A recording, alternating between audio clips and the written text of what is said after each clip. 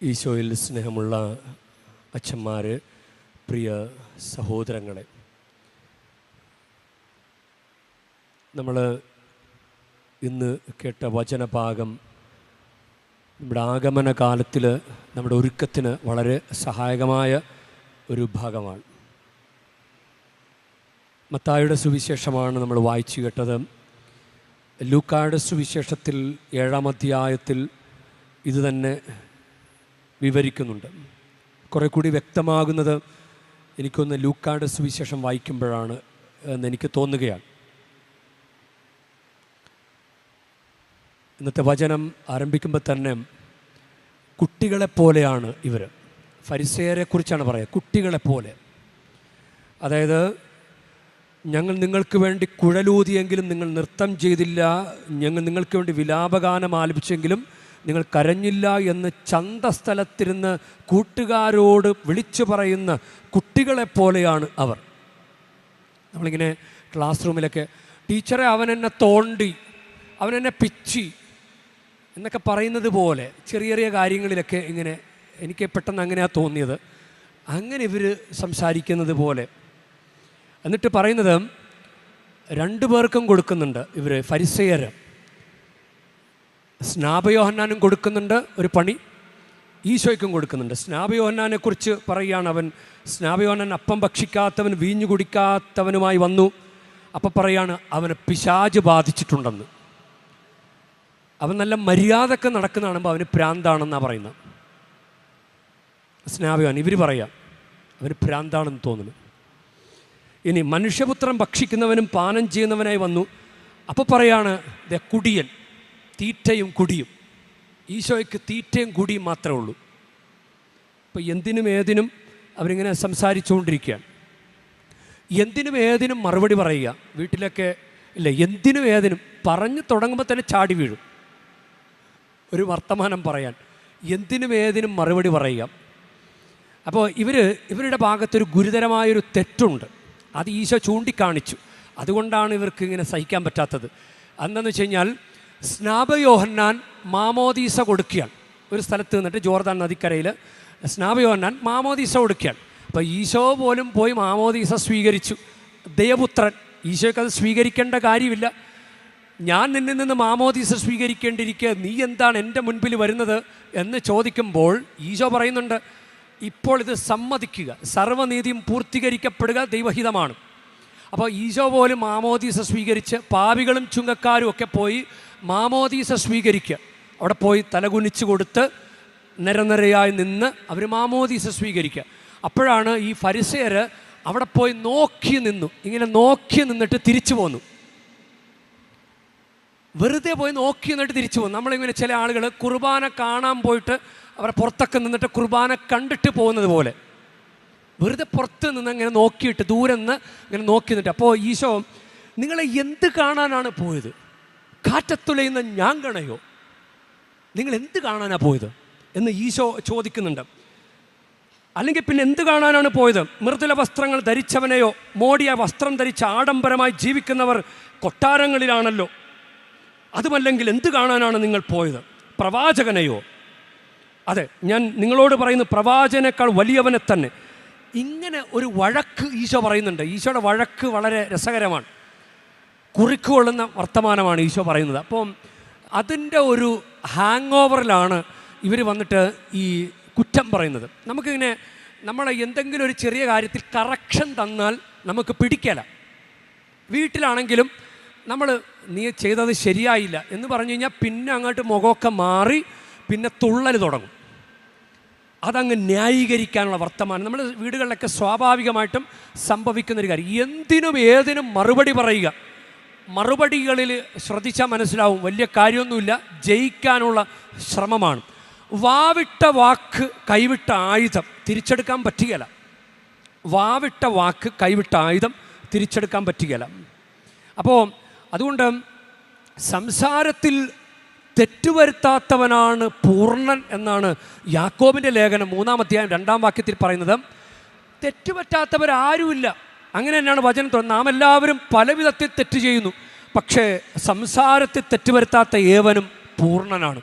സംസാരം അത് ഒന്ന് ക്രമീകരിച്ച് കൊണ്ടുവരേണ്ടത് ആവശ്യമാണ്. ഈ ആഗമന കാലത്തിൽ അവർ വെറുതെ നല്ല മര്യാദക്ക് പോയ സ്നാപക യോഹന്നാനെ അവനെ ഭ്രാന്ത് പിടിച്ചെന്ന് പറഞ്ഞു. ഞാനൊരു പള്ളിയിലായിരുന്നപ്പോൾ ഒരു പകൽ സമയത്തൊക്കെ വൈകുന്നേരമൊക്കെ ചൂലെടുത്ത് ആരെങ്കിലുമൊക്കെ കൂട്ടുപിടിച്ച് അങ്ങനെ ഇറങ്ങിയപ്പോഴും ജംഗ്ഷനിൽ അവർ അയാൾക്ക് ഭ്രാന്താണെന്ന് തോന്നുന്നത്, ചൂലും പിടിച്ചടക്കണമെന്ന് എന്നെക്കുറിച്ച് പറഞ്ഞാൽ അയാൾക്ക് ഭ്രാന്താണെന്ന് തോന്നുന്നത്. അപ്പോൾ ആരും കാണാതിരിക്കാൻ വികാരി അച്ഛൻ നടക്കാൻ പോകുമ്പോൾ വെളുപ്പിന് 4 മണിക്ക് നടക്കാൻ പോകുമ്പോൾ അപ്പോൾ ഇറങ്ങി ചെയ്യാൻ കരുതി. അപ്പോഴും ആളുകൾ പുലർച്ചെ ചായ കുടിക്കാൻ അവർ കുറ്റം പറയാൻ തുടങ്ങി. അപ്പോൾ ഈ നല്ല കാര്യങ്ങൾ ചെയ്യുമ്പോൾ അതിനെ പിറുപിറുക്കുക, സഹിക്കാൻ പറ്റാതെ, എന്നാൽ അവരൊട്ട് ചെയ്യവില്ല. അപ്പോൾ ഈശോ മദ്യപിക്കുന്നവനായി ഭക്ഷണപ്രിയനായി വന്നു എന്ന് വെറുതെ അവരിങ്ങനെ ഒരു കമൻറ്റ് പറഞ്ഞുകൊണ്ടിരിക്കുക. തിമോത്തിക്ക് എഴുതിയ 2-ാം ലേഖനം 2-ാം അധ്യായം 17-ാം വാക്യത്തിൽ ഇപ്രകാരമാണ് പറയുന്നത്. 17-ാം വാക്യത്തിൽ, ഈ ഭക്തിരഹിതരുടെ സംസാരം ശരീരത്തെ കാർന്നു തിന്നുന്ന വ്രണം പോലെ പടർന്നു പിടിക്കും. ഈ ഭക്തിരഹിതരുടെ സംസാരം ശരീരത്തെ കാർന്നു തിന്നുന്ന വ്രണം പോലെ പടർന്നു പിടിക്കും.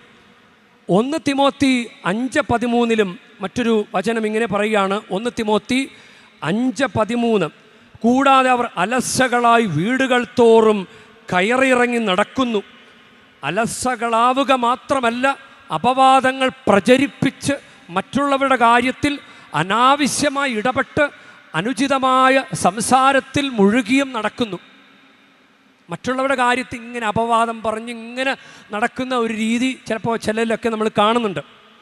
ഇനിയും ജെറമ്യ പ്രവാചകൻ്റെ പുസ്തകം 9-ാം അധ്യായം 8-ാം വാക്യത്തിൽ പറയാണ്, അവരുടെ നാവ് മാരകമായ അസ്ത്രമാണ്, അത് വഞ്ചന പൊഴിക്കുന്നു.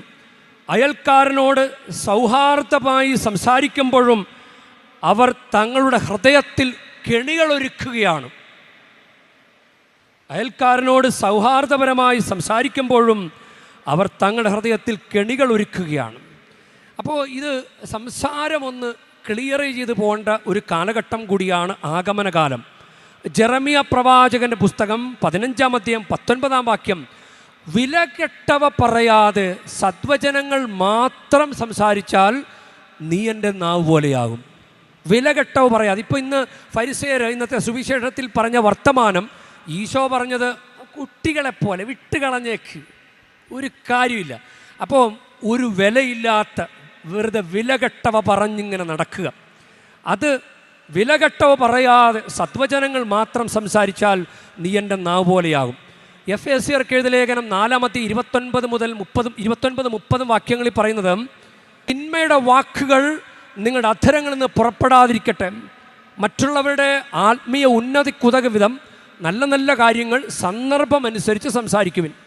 അപ്പോൾ ഇതൊക്കെ ധ്യാനിക്കേണ്ട ഒരു കാര്യമാണ്. പരിശുദ്ധ അമ്മയിലേക്ക് നമ്മൾ കടന്നു വരുമ്പോൾ, പരിശുദ്ധ അമ്മ എലിസബത്തിൻ്റെ വീട്ടിൽ ചെന്ന് പറഞ്ഞ വർത്തമാനം, അഭിവാദന സ്വരം, അത് കേട്ടപ്പോൾ എലിസബത്തിൽ നല്ല പോസിറ്റീവ് എനർജി ഉണ്ടായതുപോലെ നമ്മൾ സംസാരിക്കുമ്പോൾ ആ ഒരു സമൂഹത്തിൽ അസ്വസ്ഥത ഉണ്ടാകുന്നുണ്ടോ, അല്ലെങ്കിൽ പരിശുദ്ധാത്മാവ് നിറയുന്നുണ്ടോ, അല്ലെങ്കിൽ നെഗറ്റീവ് എനർജിയാണോ ഉണ്ടാകുന്നത്? അല്ലെങ്കിൽ ചിലവർക്കൊക്കെ ചില അമ്മയൊക്കെ എന്തെങ്കിലും പറയുമ്പോൾ അമ്മയോ അപ്പനോ അല്ലെങ്കിൽ ചിലർ പെട്ടെന്ന് മരിക്കണമെന്ന് ചിന്തിക്കുന്ന ചില ആളുകളുണ്ട്. എന്തെങ്കിലും ഒരു വർത്തമാനത്തിൻ്റെ പേരിലായിരിക്കാം ജീവിതം അവസാനിപ്പിക്കണമെന്ന് ചിന്തിച്ചു പോകുന്നത്. ഇങ്ങനെ വെറുതെ സംസാരിക്കുന്നവർ പ്രവൃത്തിയിലൊന്നുമില്ല. താലന്ത് കിട്ടിയ 2 പേരുണ്ടല്ലോ, ആദ്യത്തെ 2 പേര് അവർ പോയി അധ്വാനിക്കുന്നുണ്ട്. പക്ഷെ അധ്വാനമില്ലാതെ തുണിയിൽ പൊതിഞ്ഞു വെച്ചവൻ, മണ്ണിൽ കുഴിച്ചിട്ടവൻ, അവനാണ് കൂടുതൽ വർത്തമാനം പറയുന്നത്. വിതയ്ക്കാത്തിടത്തുനിന്ന് കൊയ്യുന്നവനും വിതറാത്തിടത്തുനിന്ന് ശേഖരിക്കുന്നവനും, വിതയ്ക്കാത്തിടത്തുനിന്ന് കൊയ്യുന്നവനും വിതറാത്തിടത്തുനിന്ന് ശേഖരിക്കുന്നവനുമായ ദുഷ്ടനാണെന്ന് ഞാൻ കരുതി. യജമാനനെ നോക്കിയാണ് ഈ പറയുന്നത്. അപ്പോൾ ഇവിടെ ന്യായീകരണമാണ്. നമ്മുടെ ഭാഗത്ത് നമ്മൾ ഈ സംസാരം, മറ്റൊരു മേഖല ഇതാണ്, ന്യായീകരിച്ച് സംസാരിക്കുക. നമ്മുടെ തെറ്റുകൾ നമുക്കറിയാം, എന്നിട്ടും നമ്മൾ അതിന്മേൽ ന്യായീകരിച്ച് ഇങ്ങനെ സംസാരിച്ചുകൊണ്ടിരിക്കുക. ആ ഒരു തിന്മയായിരിക്കണം നമ്മൾ ഈ ആഗമന കാലത്തിൽ നമുക്ക് വിടുതൽ പ്രാപിക്കാൻ വേണ്ടി ദൈവത്തിന് മുമ്പിൽ തീരുമാനത്തിന് വെക്കേണ്ടതും സമർപ്പിക്കേണ്ടത്. പെറുപെറുപ്പാണ് പ്രശ്നം. പെറുപെറുത്തോണ്ടിരിക്കുക. ഒരു കാര്യം അംഗീകരിക്കാൻ പറ്റാതെ ആകുമ്പോഴാണ് മർമറിങ് നമുക്ക് വരുന്നത്. അപ്പോൾ ഈ കുറേ കൂടി വിശ്വാസത്തിൻ്റെയും ജീവിതത്തിൻ്റെയും ഡെപ്തിലേക്ക് വരുമ്പോൾ പെറുപെറുക്കൽ കുറയും. അതാണ് കുട്ടികളെപ്പോലെ ഒരു പക്വതയില്ല എന്ന് ഈശോ പറയുന്നത്. അത് ഒരു ആഴം വന്നിട്ടില്ല, ഒരു ഡെപ്ത് വന്നു കഴിഞ്ഞാൽ നിശബ്ദതയായിരിക്കും. അതുകൊണ്ടാണ് മറിയവും യൗസേപ്പ് പിതാവൊക്കെ വലിയ നിശബ്ദതയിലേക്ക് വരുന്നത്. ഈശോ പോലും ഈശോയോട് നീ രാജാവാണോ എന്നൊക്കെ ചോദിക്കുമ്പോൾ ഈശോയുടെ ഒരു മൗനമുണ്ട്. ഈശോയുടെ മൗനം കൊല്ലാൻ കൊണ്ടുപോകുന്ന കുഞ്ഞാടിനെ പോലെ ഈശോ മൗനം പാലിച്ചു എന്ന് പറയുന്നത് നമ്മൾ ധ്യാനിക്കേണ്ട ഒരു കാര്യമാണ്. ഈശോയുടെ മൗനം. അപ്പോൾ അതാണ് നമുക്ക് ഈ ഒരു നിശബ്ദത കുറച്ചുകൂടി ആഴം വരുമ്പോൾ കിട്ടുന്നൊരു കാര്യമാണ്. ജീവിതത്തിൽ പക്വത വരുമ്പോൾ കിട്ടുന്നൊരു കാര്യമാണ്. വെറുതെ ബഹളം വെച്ച് നടക്കുന്നത് പക്വതയില്ല എന്നതിൻ്റെ ധ്വനിയാണ്. അതുകൊണ്ട് നമുക്ക് പ്രാർത്ഥിക്കാം. ഈ ആഗമന കാലത്തിൽ നമുക്ക് ഈ ഒരു മേഖല, എപ്പോഴും വീഴ്ച വരുന്ന മേഖല ഇത് തന്നെയാണ്. സംസാരം കുറച്ചാൽ രക്ഷപ്പെടാവുന്നതേ ഉള്ളൂ. ഒരമ്മ കഴിഞ്ഞ ദിവസം ഇങ്ങനെ വന്നു. അപ്പോൾ അവർ ഭയങ്കര സിമ്പതി, ഇങ്ങനെ കരഞ്ഞയ്യോ എൻ്റെ വീട്ടിൽ എന്നൊക്കെ പറഞ്ഞ് ഇങ്ങനെ ഭയങ്കര ഇമോഷണലായിട്ട്. അപ്പോൾ കൂടെ നിന്ന് ആൾ പറയുന്നുണ്ട്, ഇമോഷണലായാൽ അങ്ങനെ ബുദ്ധി തെളിഞ്ഞു വരില്ല എന്നാണ് പറയുന്നത്. ബുദ്ധി തെളിഞ്ഞു വരില്ല. വെറുതെ വൈകാരികപരമായ പ്രകടനങ്ങളാണെങ്കിൽ ബുദ്ധി തെളിയില്ല. അതാണ് ഇന്നത്തെ സുവിശേഷത്തിൽ അവസാനം പറയുന്നത്.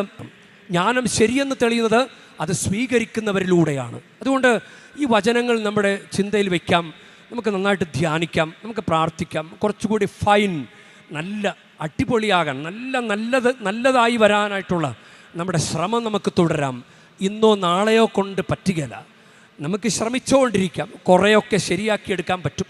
നല്ലതായി വരാനുള്ള നമ്മുടെ ശ്രമം, അത് ഈ 2024 ആഗമന കാലത്തിൽ നമുക്ക് കുറച്ചുകൂടിയൊക്കെ മുന്നോട്ട് കയറി വരാൻ, നല്ലതായി വരാനുള്ള നമ്മുടെ ശ്രമത്തിൽ, പക്വതയുള്ള വ്യക്തികളായി വരാനുള്ള ശ്രമത്തിൽ, നമ്മുടെ സംസാരങ്ങളിലൊക്കെ ഒരു നല്ല എളിമയുള്ള വർത്തമാനങ്ങൾ ഉണ്ടാകാനുള്ള ശ്രമത്തിൽ, നമ്മുടെ വ്യക്തിത്വത്തിൻ്റെ ഒരു ഡെപ്ത് അത് കണ്ടെത്താനുള്ള ശ്രമത്തിൽ കുറേ കൂടി മുന്നോട്ട് കയറി വരാൻ നമുക്ക് സാധിക്കട്ടെ. അതിനായി നമുക്ക് പ്രാർത്ഥിക്കാം.